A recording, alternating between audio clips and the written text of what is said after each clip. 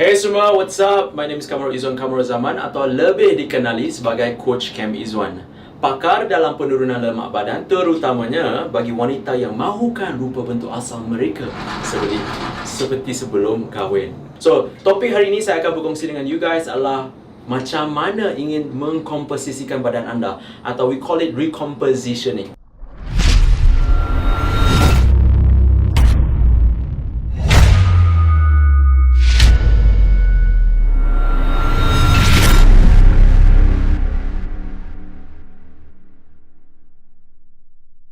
Kenapa I bring up this topic is because ramai sangat orang di luar sana tanya, Coach, macam mana ya nak kurus but at the same time nak nampak lean? Atau macam mana ya nak ada otot but at the same time tak nak nampak kurus? So they want to have this body that they always idam-idamkan. We call it recompositioning.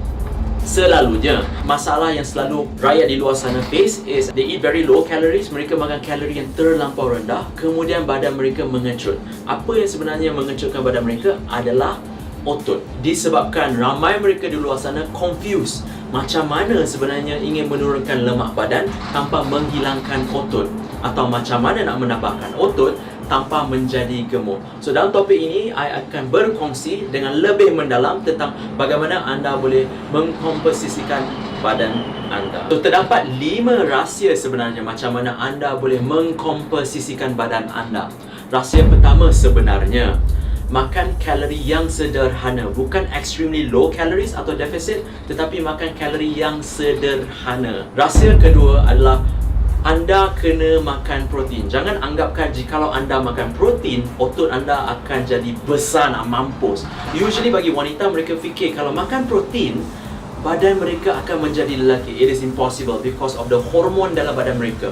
Wanita is superior in estrogen hormone, lelaki is superior in testosterone hormone. So wanita, jangan risau, anda tak akan jadi sado macam lelaki. Rahsia ketiga adalah mengangkat beban, which means resistance training. Bukan angkat beban sampai sakit, atau bukan angkat beban untuk jadi sado. Instead, create some resistance, so you akan membina sedikit otot supaya lebih mudah anda mengurangkan lemak badan. Sebenarnya, apabila otot anda bertambah, basal metabolic rate anda akan bertambah juga.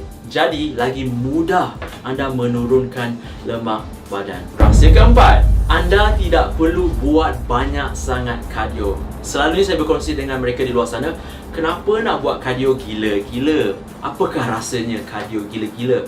Kalau anda mengikut pengiraan kalori, yes, kalau anda buat banyak kardio, lagi banyak kalori anda bakar. Tetapi untuk mengkomposisikan badan anda, anda tidak perlu buat banyak kardio. Kardio hanyalah a tool di mana anda menggunakan untuk membakar sedikit kalori. Rahsia sebenarnya adalah angkat beban dan juga permakanan. Dan rahsia kelima is actually rest.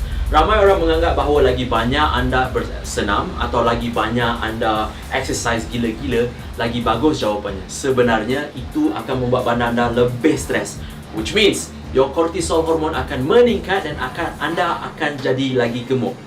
Macam mana tu?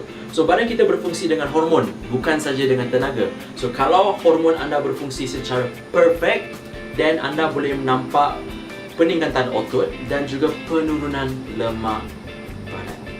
Walau bagaimanapun, kalau anda atau mereka mengikuti kalori deficit for too long, apa akan jadi? Bukan saja mereka akan menjadi lebih ringan, mereka juga akan hilang otot dan juga hilang kekuatan.